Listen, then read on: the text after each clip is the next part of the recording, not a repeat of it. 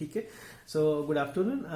अभी हम लोग विराट के 3 मंथ फॉलोअप पे हैं आज मैम, और मुझे याद है कि कैसे विराट के साथ हम लोग स्कूल चेकअप से जुड़े रहे।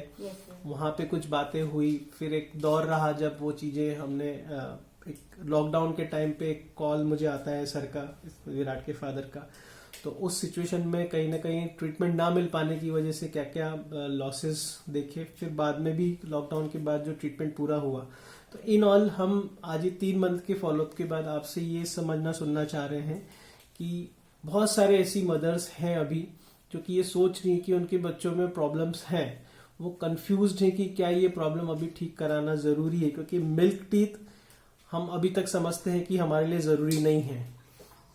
जनरल डेंटिस्ट भी इसी बात को रीइंफोर्स कर देते हैं और पेरेंट फिर वहां पे थोड़े से सेटल हो जाते हैं कि डॉक्टर साहब ने बोल दिया मतलब ये जरूरत नहीं है। बट जब प्रॉब्लम्स बढ़ती हैं, बच्चों की चीजें खत्म नहीं होती है, तो फिर पेरेंट को लगता है नहीं यार, वो स्ट्रगल करते हैं कि कुछ ना कुछ तो इसके बारे में होना चाहिए। देन दे सर्च, कई बार लोग गूगल सर्च करते हैं, कई बार अपने फ्रेंड से पूछते हैं। तो इस तरीके से हम तक बहुत सारे बच्चे पहुंच रहे हैं।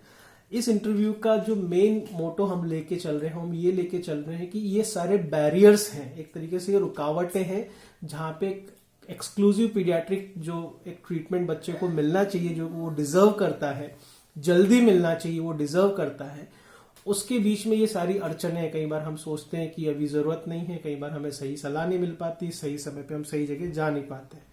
तो जो लोग भी इस चीज को सुनेंगे वो अपने आसपास पीडियाट्रिक डेंटल क्लिनिक्स को सर्च करेंगे और मेरी अपेक्षा है कि सब लोग बच्चों के ट्रीटमेंट के लिए एक पीडियाट्रिक डेंटिस्ट के पास जाएं। तो मैम मुझे आप थोड़ा सा अपने विराट के बारे में हम बात करें कि कैसे क्या शुरू हुआ, right from the school oral health checkup. Okay, actually आज से 1 साल पहले इसके स्कूल चेकअप के लिए हम गए थे। तो उसका आपसे हुआ था, तो आपने बोला था कि इसकी कैविटी का फर्स्ट स्टेज है, जस्ट अ स्पॉट था। तो मैंने घर आके अपने हस्बैंड से डिस्कस किया कि इसको कैविटी हो रही है। तो मैं थोड़ा सा कंसर्न उतना नहीं थी। मैंने अपनी मम्मा से बात करी, मम्मा ने बोला नहीं बच्चों में होता है। मेरे फ्रेंड्स ने भी बोला, पर मुझे कहीं ना कहीं डाउट था कि मैं कहीं एक बार डॉक्टर से कंसल्ट कर लूं। बट मेरे फ्रेंड ने भी बोला कि नहीं ये तो बेबी टूथ है, मिल्क टूथ है, निकल जाएगा। तो मैंने उसको इजीली ले लिया। बट धीरे धीरे वो एक स्पॉट डार्क हो गया, फिर दूसरे टीथ पर, तीसरे टीथ पर। अचानक से लॉकडाउन के बीच में क्या हुआ, उसके गाल पे बहुत ज्यादा स्वेलिंग आ गई। स्वेलिंग आ गई, हम समझ ही नहीं पाए ये था क्या, क्योंकि उसने कभी भी पेन नहीं बोला कि मामा मुझे पेन हो रहा है। हम इसके नॉर्मल अपने रेगुलर डॉक्टर के पास गए, उन्होंने बोला कि एक बार आप इसको डेंटिस्ट से दिखा लो। डेंटिस्ट को दिखाया तो पता चला वो दांत अंदर तक सड़ गया है, उसको पस पड़ गई है। तो उसका 2 ही इलाज था कि उसको या तो उसको ट्रीट किया जाए या फिर उस दांत को निकाला जाए।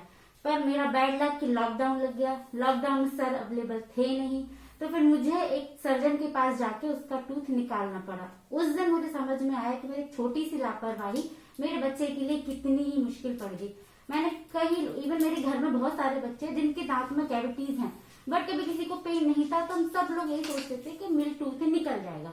बट उस दिन से मैंने अपने आप से प्रॉमिस किया कि दांत को लेकर अपने बच्चे को कभी भी लापरवाही नहीं करूंगी, अपने आसपास भी बच्चों को अवेयर करूंगी। इवन इसके बाद मैंने अपने मायके भी फोन किया, अपने बच्चों को बोला कि एक बार डेंटिस्ट से इसको कंसल्ट कर लो कि अगर ये है तो आगे ना किसी के साथ हो।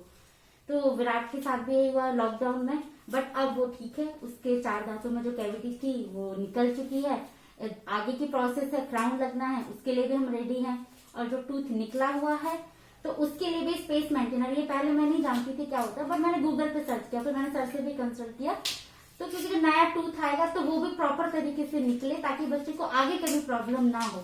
तो धीरे धीरे मैं भी सीख रही हूँ, समझ रही हूँ, और चाहती हूँ कि मेरे फ्रेंड्स और फैमिली भी ये चीज समझे कि नहीं, बच्चों के दांत भी उतने ही जरूरी है जितने अपने बाकी के बॉडी पार्ट्स हैं।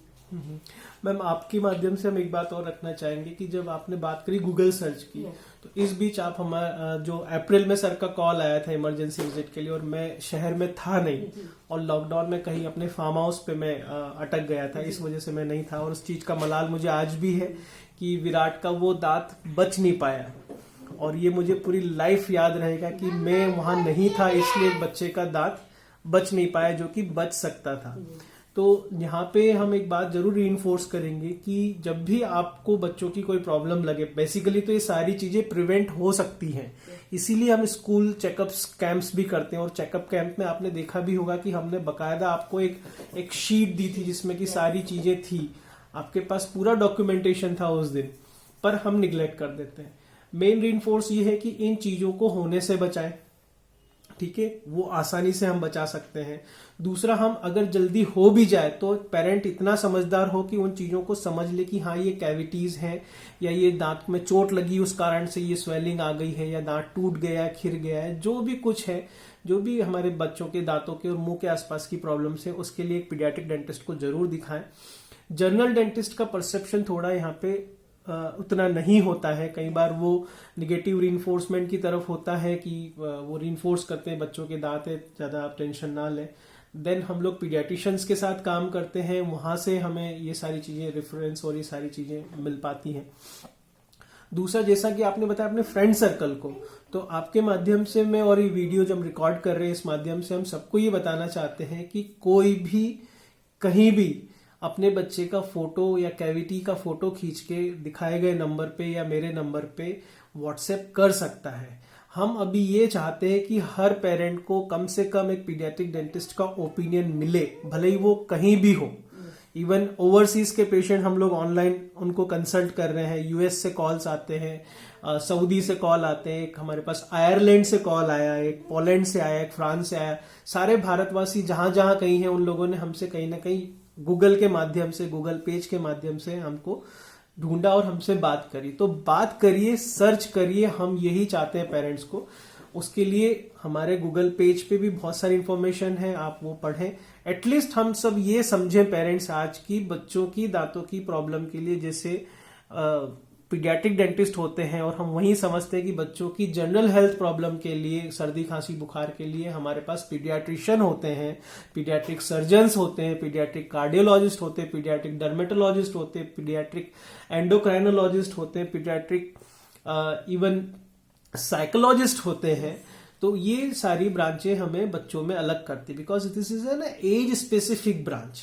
यहाँ पे एज के ऊपर फोकस होता है, क्योंकि बच्चा डिफरेंट है, वो एक ग्रोइंग चाइल्ड है, तो उसके लिए एक जनरल डॉक्टर बाकी फील्ड में काम करने वाला उतने अच्छे से आपको हेल्प नहीं कर पाएगा जितना कि एक पीडियाट्रिक फील्ड में काम करने वाला है।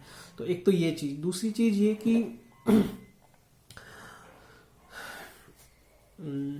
और क्या मैं बोलना चाह रहा था विराट के लिए, हाँ, जैसे कि हमने ये चीज हमारे साथ सेक्रीफाइस हुई कि जो इसका दांत था, जो कि लोअर सेकंड मोलर था इसका डेसिडियस, वो समय से पहले निकल गया और अभी विराट 4 साल का है।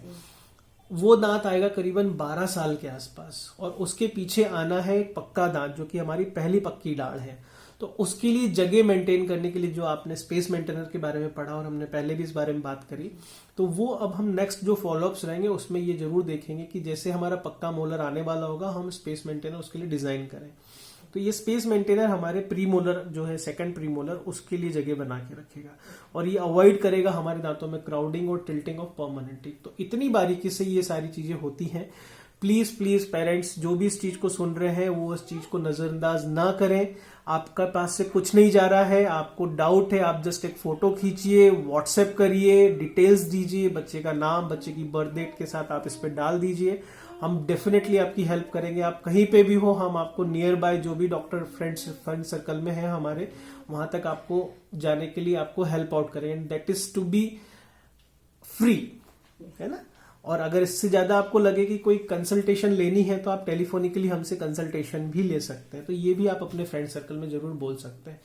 तो अब लॉकडाउन के बाद सारी चीजें लगभग डिजिटली हम सबके अवेलेबल हैं। बच्चे स्कूल की क्लासेस इजीली करना सीख गए हैं, डॉक्टर्स अपने पेशेंट को फोन पे अटेंड करना सीख गए हैं, हम लोग मैक्सिमम फॉलोअप जो है फोन पे, वीडियो कॉल पे ले रहे हैं। तो इस जो बदलाव जो कोरोना के बाद जो हमको एक अच्छी चीज मिली है कि हम लोगों से डिजिटली और घर के कंफर्ट में हम लोग जुड़ पा रहे हैं। तो उस चीज का फायदा आप अपने बच्चों की प्रॉब्लम्स के लिए भी लीजिए।